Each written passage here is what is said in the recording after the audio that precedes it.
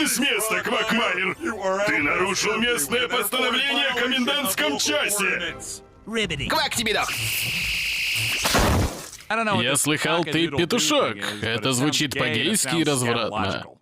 Давай. Приготовься к незабываемому. Еще никто не осмеливался мне так возражать.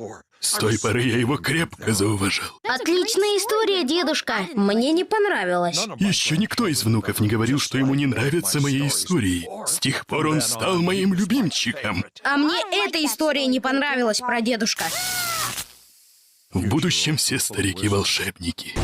А ну, уёбывайте назад машину времени! А вы кто? Какое тебе дело? Назад машину времени, я сказал! Назад настоящее и сидеть там! Прошу, успокойся.